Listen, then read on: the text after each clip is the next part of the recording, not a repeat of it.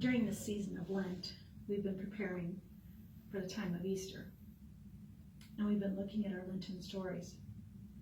The first week, we talked about Jesus coming into Jerusalem and the people waving palm branches. Last week, we talked about Zacchaeus, how he climbed up into a sycamore tree, and Jesus came by and told Zacchaeus to come down, that he was going to be at his house. Today, we look at the story of Jesus feeding the 5,000 people. 5,000, that's a really big number. But that doesn't include women and children. Our story talks about the men that were fed, but we also know that women and children were present as well. So keep that in mind as you hear today's story. Jesus, a man who said amazing things and did wonderful things. And wherever he went, people followed. They wanted to hear what he had to say. They wanted to see what he was going to do. One day, Jesus had gone out in a boat to be by himself to pray. But the people on the shore, they followed him.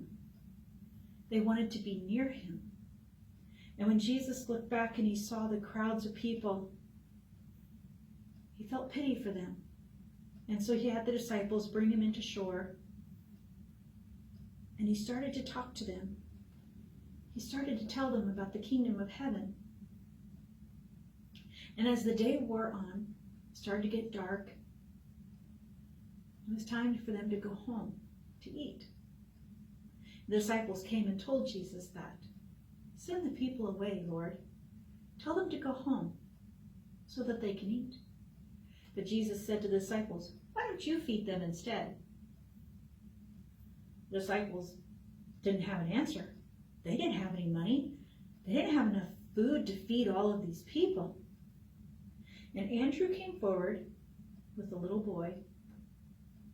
And this little boy had a basket. And in the basket were 2 small fish and 5 loaves. And they said, this is all there is, Lord. How are we going to feed all of these people with just this little bit of food? I can picture Jesus, maybe the smile on his face, thinking, here we go, it's time. And maybe the disciples thinking, I don't know what's going on here, but this is not going to work. But Jesus tells the disciples, go tell everyone to sit down. So people went and sat down. And Jesus took the bread, and he held it up, and he blessed it. And then he broke it apart into pieces. Then he held up the fish, and he blessed it, and he broke it apart into pieces. And he had the disciples take it and hand it out to everyone, to every man, woman, and child that was there. And the Bible tells us there were 5,000 men. It doesn't tell us how many women or any children, but there were 5,000 men there. Everybody ate. They ate till they were full. 5,000 off of 5 loaves and 2 little fish? Everybody ate till they weren't hungry anymore? That's what happened. Then they went around and they picked up what was left and they put it into baskets.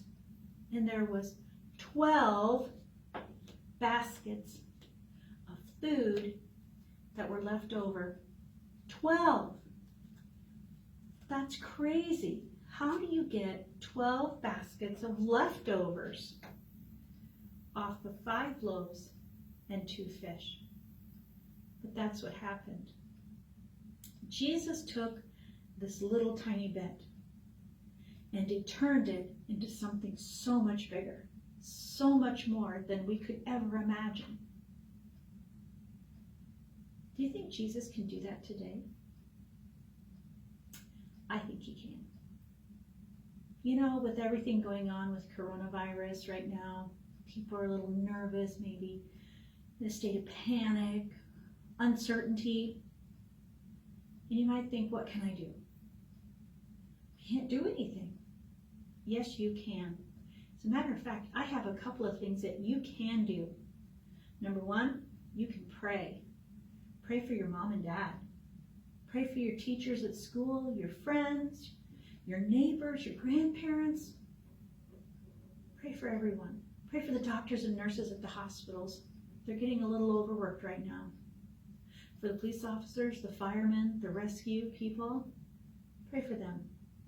Pray for our government in making decisions about all this. Pray for the CDC. Pray for your school administrators. They're having to make some tough choices here too for you as well. Number two, there are some people in our community that aren't going to get to have any visitors or go out in the public for a while, and that's our elderly. So if you know some older people in our community, or even if you don't, make a card, write a letter.